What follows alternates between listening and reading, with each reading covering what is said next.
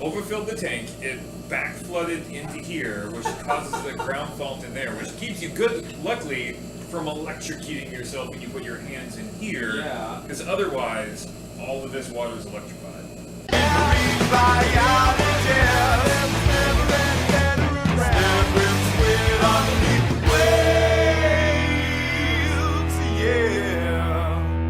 Today, the main thing is getting respirometry systems set up so that we can measure their metabolic rate of octopuses as we get them in.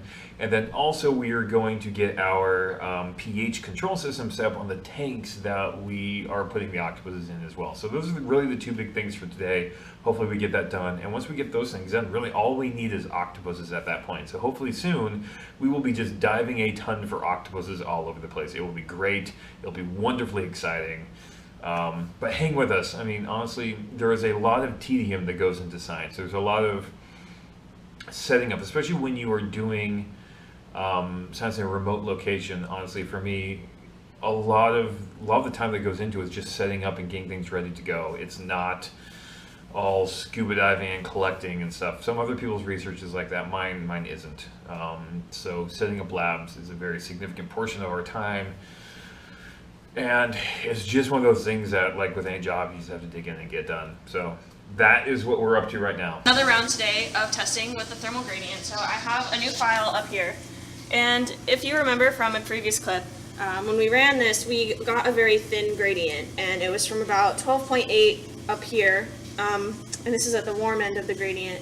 And then this thermometer here is at the cold end. And we only got it down to about 10.2, I think was the lowest we got it at. My goal is to get a gradient from 14 degrees Celsius down to 5 degrees Celsius in the end. And I have this set to run for 3 hours and record data.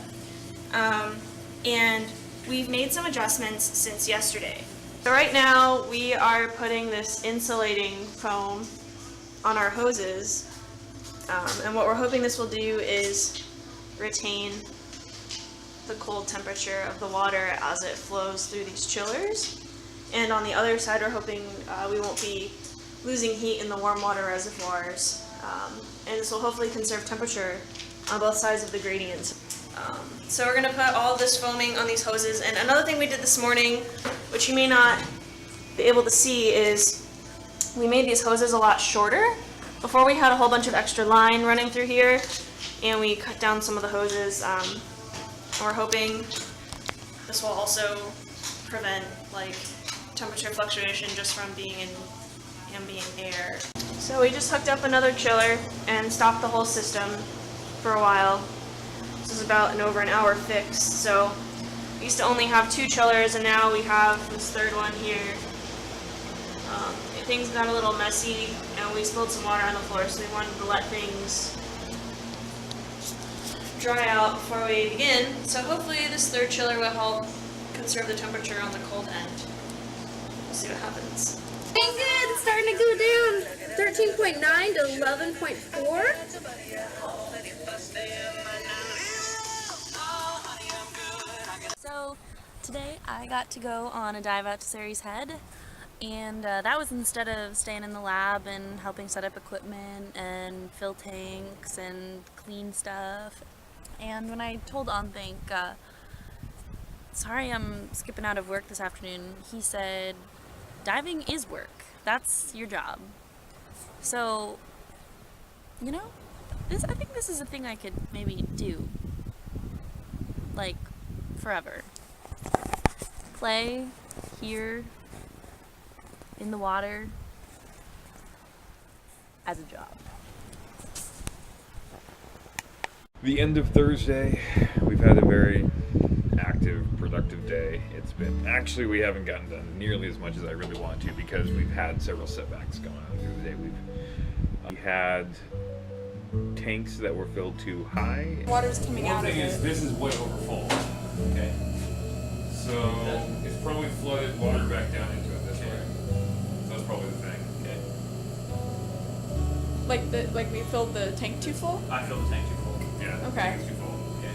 And then we had water flood back into our air pumps that sit below the tank that do two things. They both oxygenate the water and they also circulate the water between a lower sump portion, where the water is chilled, and the top portion there.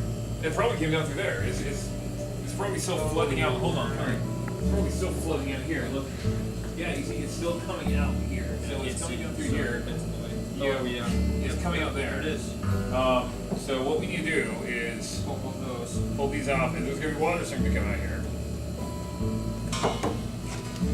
Okay. Yeah, it's So that is full of water. So, oh boy.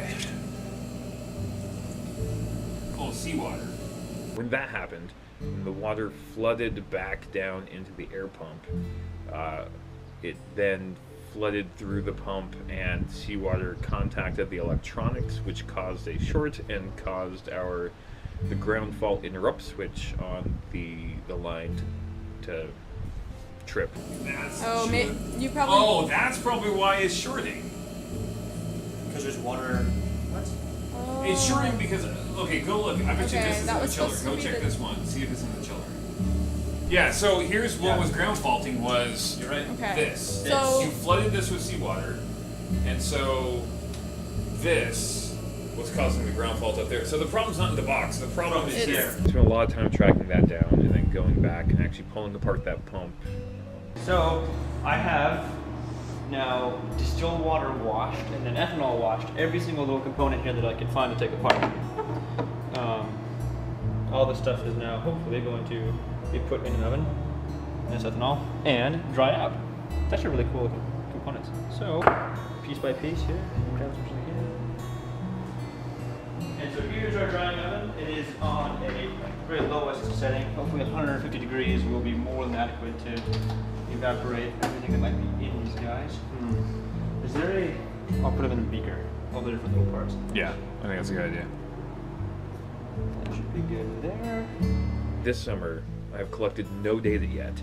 Still early, but it has been one of the easiest summers I've ever had in terms of getting everything ready and put together. So, despite having some equipment problems yesterday with the scuba gear and having some problems today with tanks, it's been pretty darn easy. But one thing is it allowed me more time to reflect and think about things, and one of the things I've been thinking about somewhat is the vlog, and I'm realizing I have no idea what I'm doing. I have this vision that what I want to communicate is how science is done. And how do we get that across? And I'm finding that I really don't know how to do that at all. And I go through the day trying to film as much as I can to try to give people watching this vlog a sense of how science goes and what it's like and what the day-to-day is like. And I'm having a hard time communicating how that happens, or what the day-to-day of that is, because I think the day-to-day of that coming through a camera looks like tedium and boredom and not really much is happening. It's not one of those things that there is a you do this, you do this, you do this, and you have communicated to people how science happens. I don't know of anyone that has figured out how do you communicate the process of science through a 3 times weekly vlog. If anyone knows about that, please let me know. I'd love to watch it. At the moment, I don't think I'm doing a very good job. I think this vlog is not achieving necessarily the ends I want for it, so I need to start trying some new things, and I don't know what those are now, and I'll have to think about that. So, but luckily science is a profession that allows for a lot of failure, expects a lot of failure. So it's okay failing, and I love that. So I'll keep trying, and thank you for hanging in there with me and trying out with me and doing this. I appreciate you sharing in this with me.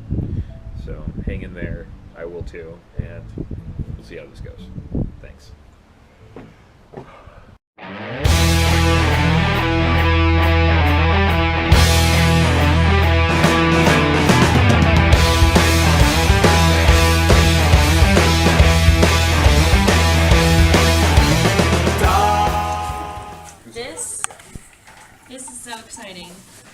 Because these batteries, unlike the old crappy batteries that we had, like this, the knockoffs that were apparently really cheap, yeah, these batteries don't die after 30 seconds of filming. So now there might actually be decent footage that's not in a 30-second clip.